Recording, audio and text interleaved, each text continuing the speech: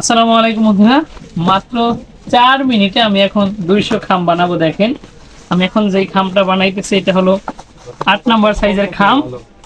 তো ইনশাআল্লাহ 4 মিনিটে এর আগে লাগায় ফেলাবো, আশা করি এর থেকে আর বেশি সময় লাগবে না। তো আমি ফার্স্টেই পিলাই নিতেছি, আবার বলতেছি আমি কিন্তু 8 নাম্বার সাইজের খাম বানাইতেছি আর আমি আগে থেকে ভাঙিয়ে নিছিলাম। ঠিক আছে, এখন আমি লাগানো শুরু করি। বিসমিল্লাহ। আজকের কাগজটা মোটামুটি ভালোই, খারাপ না। আজকের কাগজটা ঠিক আছে এবং আমরা যতই খাম বানাই বা যত কাগজ আছে বিশেষ করে এই কালারের প্রত্যেকটা কাগজ একই কোম্পানি, কোম্পানির নাম হলো সিটি কাগজ, মানে সিটি কোম্পানি। তো একই কোম্পানি মানে একই কাগজ একই দাম, কিন্তু মাঝে মধ্যে কাগজ একটু ভালো বা একটু খারাপ আসে, এগুলো তো আমাদের হাত নাই। দেখেন মাশাআল্লাহ, কথা বলতে বলতে কিন্তু আমি প্রায় 100 মতো খাম বানিয়ে ফেলাইছি।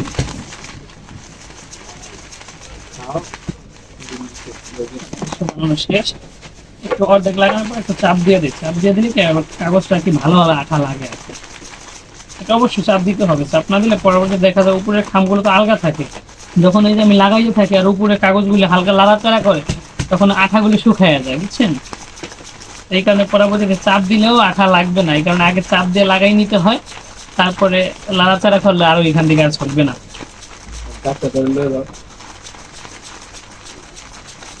ইনশাআল্লাহ আর মাত্র অল্প কয়েকটা আছে।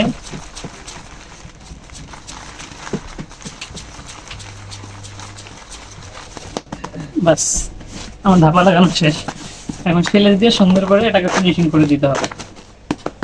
এই আগো নীতি ওই আগো চাপ দিতে হবে মনে করে, খেয়াল করে, যদি খেয়াল করে চাপ না দেই ডাকে আপনার এই আঠা ঠিকভাবে লাগতে চাইবে না।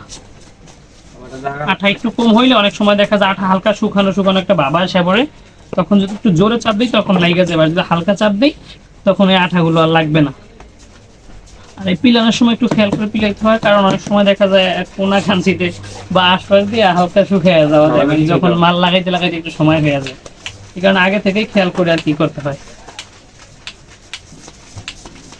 এখন দেখেন পিন্ডি লাগাই দিচ্ছি আমি।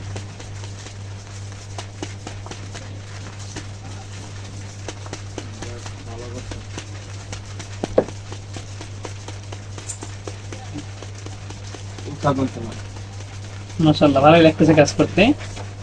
সকাল থেকে কাজে বসছি, প্রায় অলরেডি আলহামদুলিল্লাহ 2000 লাগাই ফেলাইছি, আর এখন 3000 চলতেছে। আর যদি 2 ভিত্তি বলতে আর 10 মিনিট সময় দেই তাহলে আমার 3000 কমপ্লিট হয়ে যাবে। আর এখন বাজতেছে 11টা সকাল।